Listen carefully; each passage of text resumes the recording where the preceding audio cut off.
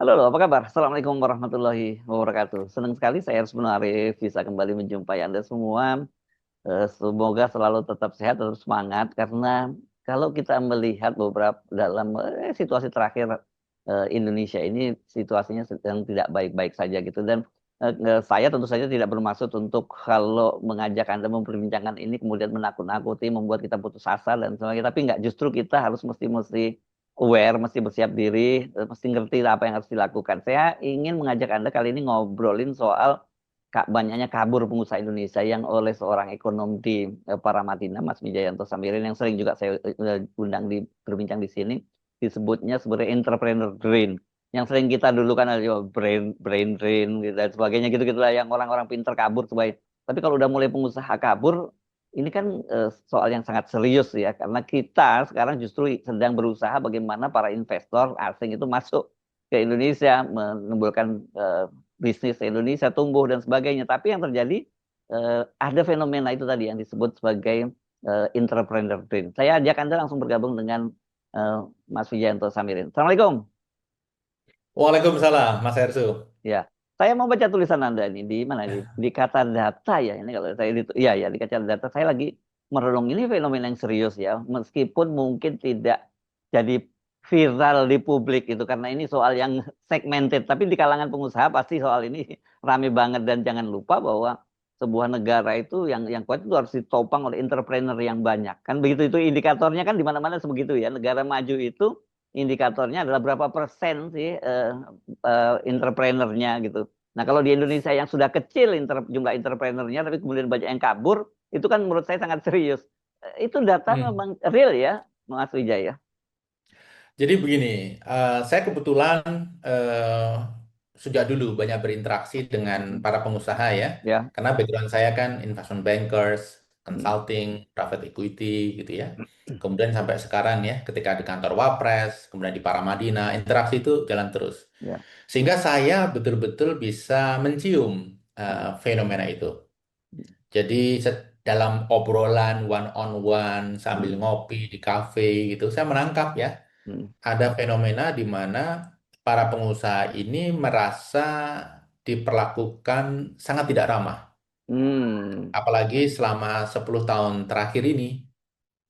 Jadi kalau ada masalah, mereka disalahkan. Apakah itu masalah lingkungan, ketimpangan ekonomi, PHK, pemanfaatan sumber daya alam yang tidak optimal, itu mereka selalu merasa disalahkan.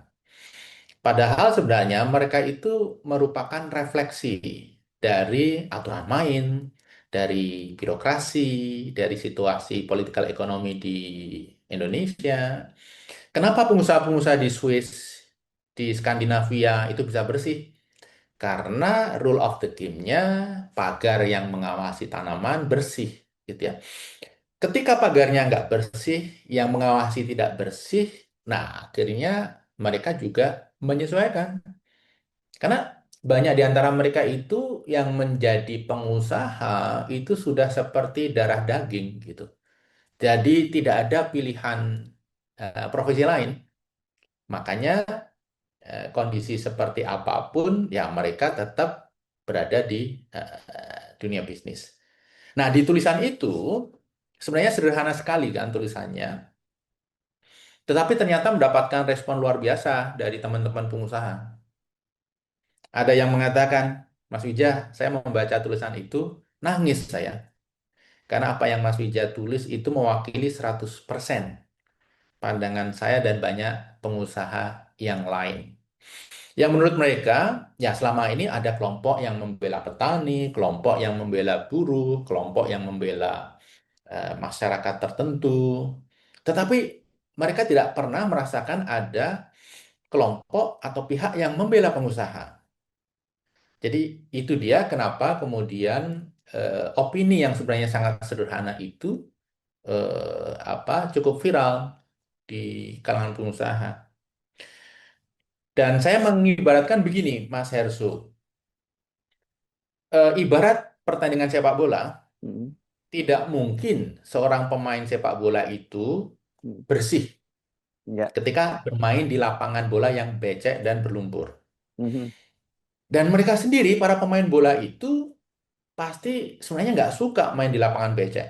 mm, Gampang cedera, mm, pertandingannya tidak berkembang. Mereka sendiri juga tidak menikmati gitu. mm, Kalau bisa sih, mereka ingin bermain di lapangan yang bersih, yang mm, standar internasional gitu. mm, mm. Tapi apa daya, lapangan bola di Indonesia ini adanya becek gitu. Ya, ya, ya, ya. Oke. Sehingga para pengusaha juga mau nggak mau Mm. harus bermain di lapangan becek dan akhirnya mereka juga kotor. Ya, ya, ini perspektif Anda menarik karena selama ini justru yang merasa diperlakukan tidak adil itu adalah para pekerja. Kan mereka menuntut, mereka merasa dieksploitasi dengan jam kerja panjang, kesejahteraan tidak memadai, kan gitu ya, tidak layak. Tapi memang benar, saya juga mendengar dari sejumlah pengusaha dia menyatakan bahwa kalau kita ini nggak terlalu banyak under table money, invisible cost gitu, uang-uang yang nggak jelas itu sebenarnya kata dia kami bisa mensejahterakan para para pekerja itu gitu dan mereka juga menunjukkan misalnya gitu seperti di Cina ya kenapa bisa tumbuh dan sebagainya kan faktor itu bukan hanya gaji bukan UML kata dia ada fasilitas pendidikan fasilitas perumahan fasilitas transportasi dan itu dikerjakan oleh pemerintah bukan semua dibebankan kepada pengusaha gitu. Ya, sekitar 10 tahun yang lalu ya, Hmm. mungkin situasinya sekarang masih sama. Saya tuh ngobrol dengan pemilik plantation CPO yang besar. Pertanyaan saya sederhana aja. Pak, kalau tidak ada uang macam-macam, semua baik-baik saja, sesuai GCG, Bapak itu sebenarnya bisa membayar pajak ke pemerintah berapa kali lebih besar daripada yang sekarang dibayarkan. Dia bilang minimal 2 kali lipat. Itu baru pajak. Mhm. Belum lagi kalau kita berbicara CSR, kita berbicara fasilitas untuk karyawan. Mhm. Karena spending untuk karyawan itu sebenarnya merupakan komponen cost yang kecil. Tetapi ya karena Hmm. ada under table money, uncertainty, segala macam, akhirnya seringkali karyawan itu dikorbankan. Jadi gambar besarnya kan kalau kita berbicara pilar bangsa itu ada government, Hmm. kemudian ada civil society dan masyarakat, Hmm. ada private sector. Di tengah-tengah triangle itu konstitusi dan hukum. Hmm. Jadi kalau konstitusi dan hukum itu dijalankan dengan baik oleh si pemerintah, diawasi oleh civil society dan rakyat, maka ketiganya ini akan seimbang. Hmm. Dan permasalahannya seringkali hukum itu dijalankan tidak untuk kepentingan mereka bertiga secara imbang, tapi untuk kepentingan oknum. Ya, ya, Sehingga ya. situasinya seperti yang kita hadapi sekarang ini. Oke, kita nanti balik lagi ke sini, tapi saya ingin mendapatkan gambaran ya, karena itu seperti apa yang terjadi pada mereka yang disebut sebagai tadi itu kaburnya para pengusaha. Apakah ini dalam pengertian betul-betul mereka itu kemudian kalau kalau investor asing kan tinggal banyak aja pindahin aja ke Vietnam, pindahin Hmm. kemana. Tapi kalau Indonesia kan sebenarnya juga mereka udah lama bisnis di Indonesia, orang Indonesia dan pasar Indonesia kan gede. Jadi sebenarnya ini yang Ya, seksi.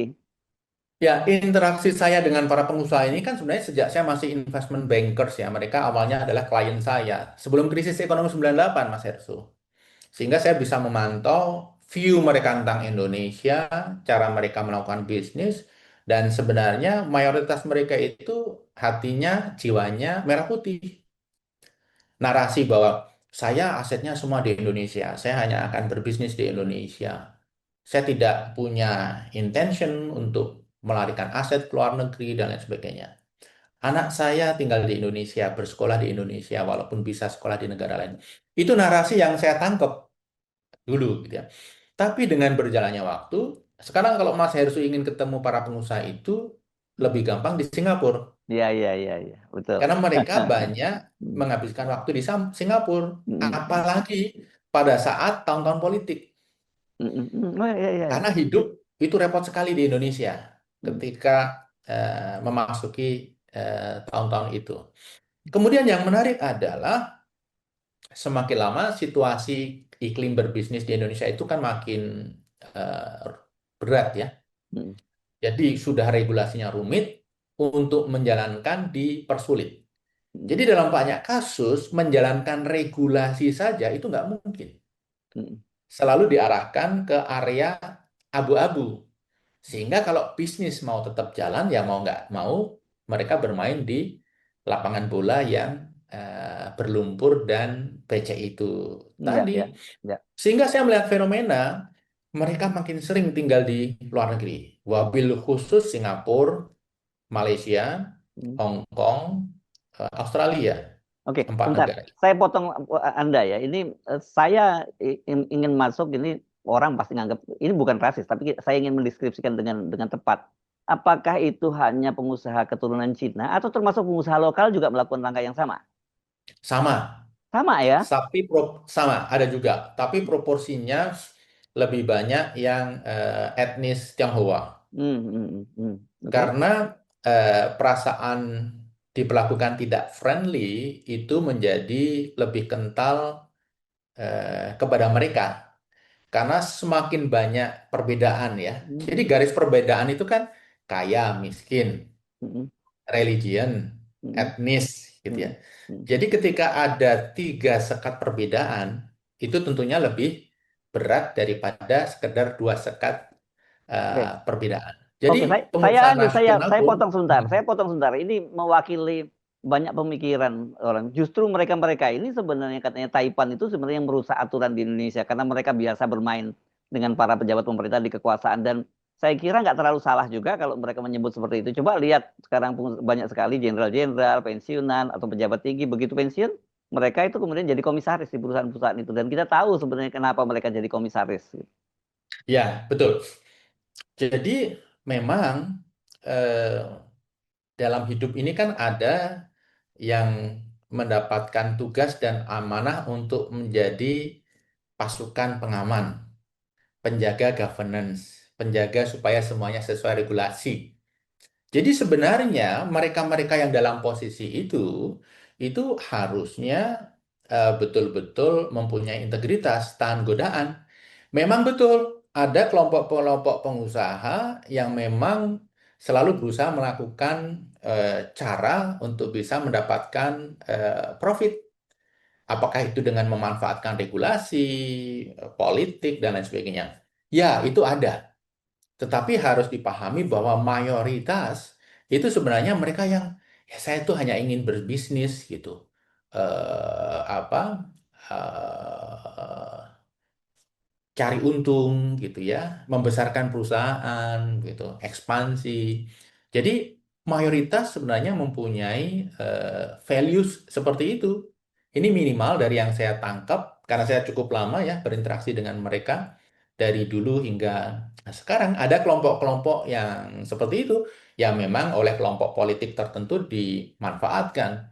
Karena kan saling melengkapi nih, yang satu butuh political investor untuk membiayai politik biaya tinggi, kemudian yang satu membutuhkan akses untuk bisa berbisnis dengan regulasi-regulasi yang dibuat pro kepada mereka. Nah, ini masuk dalam state capture jadinya, Ya, grand corruption begitu. ya. Nah, kembali ke tadi.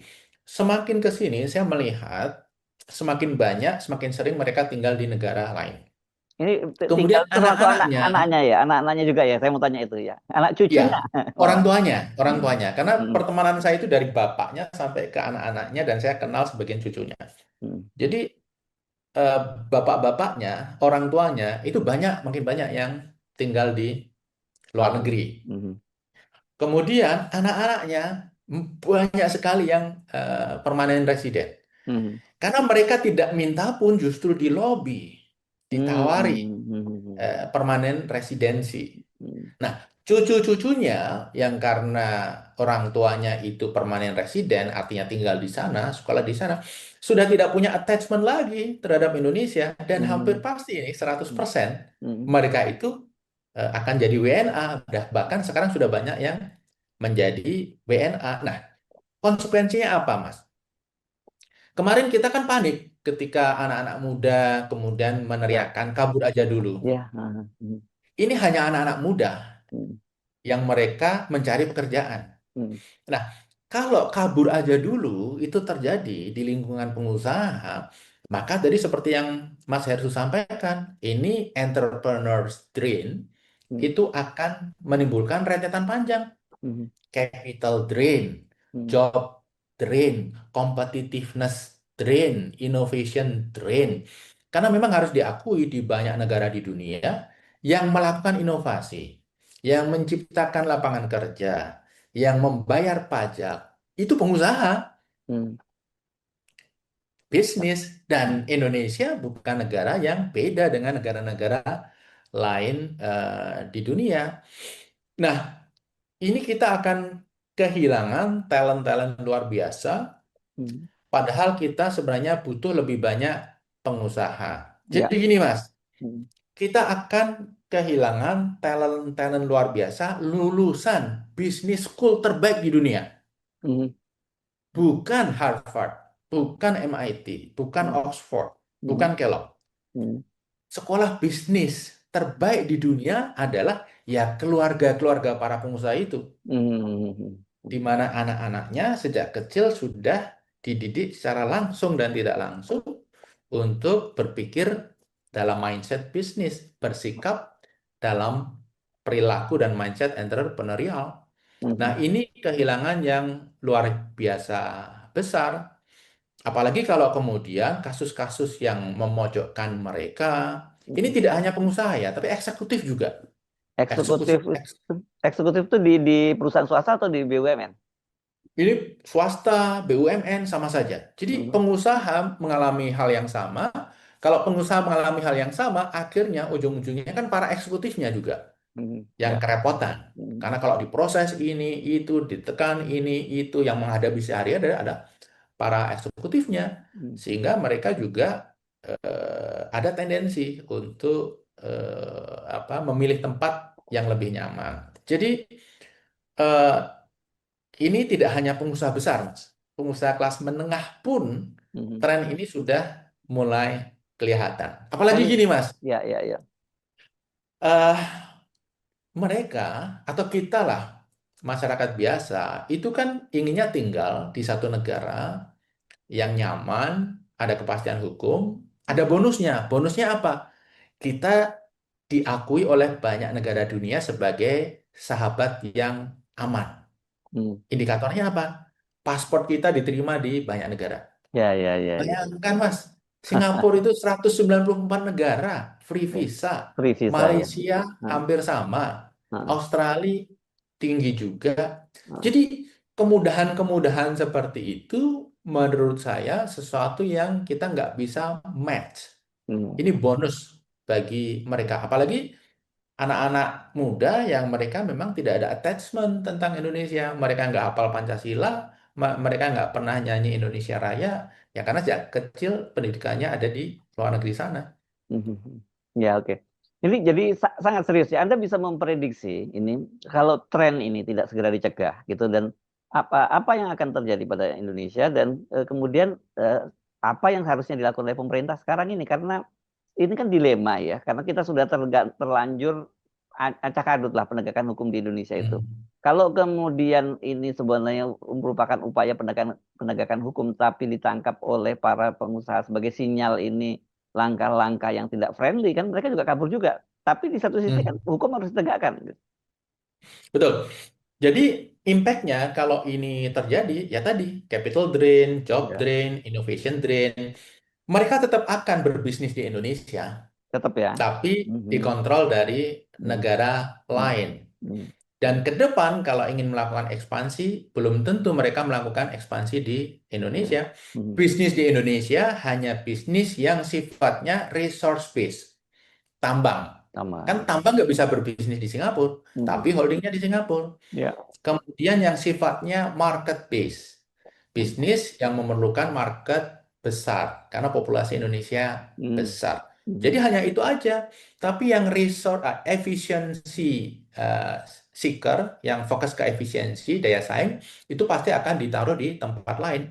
Nah, dampaknya adalah ekonomi di Indonesia tetap jalan, tetapi kita akan gagal menapaki global supply chains.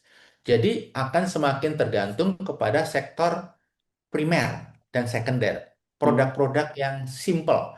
Kita tidak akan memproduk produk-produk yang canggih, sehingga nilai tambahnya nggak banyak, gaji karyawan, gaji buruh juga tidak akan bisa melejit. Itu dampak yang sangat kasat mata. Lalu apa yang dilakukan pemerintah? Jadi menurut saya begini, karena ini lapangannya becek, yang harus dilakukan pertama kali adalah membersihkan lapangan. Oke. Hmm. Karena kalau lapangannya tetap becek, siapapun yang main di situ ya akan kotor juga Hmm. gitu. Dan kalau lapangannya becek, yang mereka tidak nyaman dengan situasi akan pergi. Yang stay itu adalah pemain baru yang mereka memang bisa mengadaptasi terhadap situasi becek, atau pemain lama yang mereka sudah melakukan penyesuaian, sudah mengalami evolusi. Hmm. Nah, kalau ini yang terjadi, maka iklim bisnis di Indonesia itu akan makin buruk. Hmm. Karena mereka yang menegakkan hukum itu ibarat sapu, sapunya kotor. Hmm. Lapangannya kotor, pemainnya di situ adalah pemain yang ya kotor udah biasa. Ini kita akan masuk pada permasalahan yang berkepanjangan. Jadi apa yang dilakukan pemerintah? Memang nggak gampang, tapi menurut saya fokusnya adalah membersihkan lapangan. Regulasi disederhanakan supaya gampang dijalankan. Karena regulasi rumit itu awal dari suap. Sulit dijalankan, butuh bantuan, butuh konsultasi, Hmm. dibantu, Hmm. tetapi ada kompensasi. Ya. Kemudian yang kedua, birokrasi dan aparat penegak hukum itu kan sapu yang Hmm. digunakan untuk membersihkan lapangan. Itu Hmm. harus bersih. Jadi Nah. oknum-oknum korup di dua tempat itu harus dibersihkan. Baru kemudian nanti secara paralel ada proses penegakan hukum kepada para pemain bolanya, para pengusaha. Jadi jangan kemudian para pengusaha itu yang saya melihat ya mayoritas adalah korban justru menjadi target utama. Hmm. Unfairness ini yang menurut saya menakutkan mereka. Dan ini mengirim sinyal buruk Mas ke dunia. Hmm. Iklim bisnis di Indonesia tidak pasti. Ya. Ini pertanyaan saya konkret. Ini dalam 1 tahun terakhir itu trennya meningkat atau ada hope dari mereka menahan diri dulu?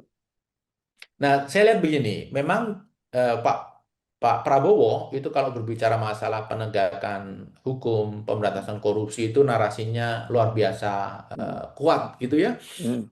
Tetapi yang kita lihat kan implementasi di lapangan. Yes. Apakah ini kemudian diturunkan dalam proses yang betul-betul sejalan dengan pesan Pak Prabowo? Hmm. Nah, menurut saya dalam konteks ini Pak Prabowo khusus untuk masalah membangun iklim usaha yang baik ini, Pak Prabowo harus memonitor langsung. Karena deviasi antara instruksi dan eksekusi itu Hmm. bisa jadi sangat sangat jauh gitu. Ketika misalnya ada ancaman hukuman yang makin tinggi, itu yang di bawah justru seneng. Dia bisa dapat bagian lebih besar karena Oh. mereka yang melanggar hukum itu Hmm. akan mau Hmm. memberikan sesuatu yang lebih besar Lebih besar. untuk menghindari hukum yang Hmm. lebih berat gitu. Hmm. Jadi menurut saya sapunya harus dibersihkan, yang lain-lain bisa dilakukan secara menyusul. Hmm. Nah, ini kalau kita belajar dari kasus ya, studi kasus gitu, situasi seperti kita ini apakah juga ada negara lain yang menghadapi situasi seperti ini dan apa kemudian yang terjadi pada negara itu, bangsa dan negara itu? Oh, ada banyak Hmm. negara yang membuat talent-talentnya tidak merasa nyaman Hmm. di dalam karena Hmm. masalah konflik, ketidakstabilan, isu politik, perang, dan lain sebagainya. Hmm. Jadi apakah yang membuat tidak nyaman itu perang, Hmm. atau bencana alam, Hmm. atau penangkapan-penangkapan, ketidakpastian hukum itu sama saja. Hmm. Intinya membuat tidak nyaman. Contoh negara adalah Libanon. Lebanon. Lebanon itu negara yang jumlah pengusahanya tinggi dan orang-orang Lebanon itu pengusaha hebat, Hmm. tapi Hmm. situasi di dalam yang tidak nyaman, kemudian mereka lari semua ke luar negeri. Hmm. Dan jadi pengusaha besar di luar negeri juga Oh ya. iya, Hmm. pengusaha-pengusaha besar. Hmm. Dan Lebanon itu hidup dari transfer Hmm. oleh mereka yang tinggal di luar negeri.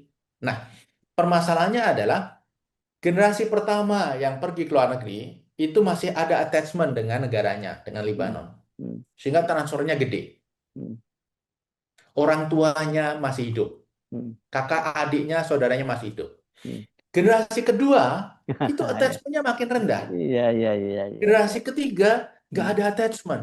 Hmm. Jadi Lebanon itu menghadapi penurunan penerimaan dari transfer Hmm. migrannya. Hmm. Karena apa? Attachment yang makin Ya. rendah. Padahal, Mas, yang namanya transfer dari pekerja migran itu merupakan hedging terhadap situasi krisis. Ketika suatu negara menghadapi masalah, itu hampir di mana-mana transfernya meningkat. Karena Hmm. ada empati dan Hmm. simpati dari mereka yang tinggal di luar negeri untuk mengirim lebih banyak. Hmm. Jadi ini memperbaiki situasi di dalam negeri. Yunani itu juga satu contoh gitu ya, Hmm. negara-negara yang talentnya lari Hmm. ke luar negeri. India itu juga contoh. Sehingga kalau kita berbicara kenapa orang-orang India di luar negeri sukses, tapi ketika kita ke India kok negaranya berantakan gitu. Hmm. Hmm. Ya karena India tidak memungkinkan big talent itu, great talent itu untuk sukses. Sehingga mereka mencari tempat di mana mereka bisa sukses. Tapi India beruntung karena transfer Hmm. dari mereka yang bekerja di luar negeri itu Hmm. besar Masih sekali. besar, besar sekali ya. Contoh lainnya adalah Filipina. Oh, iya, iya, iya. Filipina juga orang-orang hebatnya itu Hmm. pada Hmm. lari ke luar negeri Ya, ya, ya. gitu. Tapi sebaliknya, banyak juga contoh negara-negara yang tadinya acak kadut nggak karuan, tapi begitu government-nya itu betul bekerja serius, itu menjadi berubah dengan cepat juga kan? Banyak juga di beberapa di Afrika, Sangat, ya gitu ya.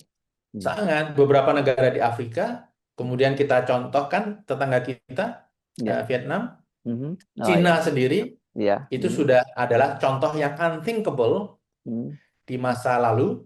Hmm. Kalau kita melihat Singapura maju, ya jawaban kita iya jelas aja kecil, Iya, gampang di manage. Tapi kalau Cina gede nggak banget. terbayangkan, Iya, iya, nggak iya. terbayangkan Nggak terbayangkan. bahwa Cina akan Hmm. mengalami Hmm. perbaikan seperti ini. Dan itu semua dimulai dari Deng Xiaoping. Hmm. Ya. Hmm. Ketika mereka iya mendorong pendekatan-pendekatan yang pragmatis, tidak Yes, ideologis, yes terkait itu. dengan penegakan hukum, terkait dengan Ya, bisnis, dan lain sebagainya. ya, ya, Jadi ya. Indonesia bisa.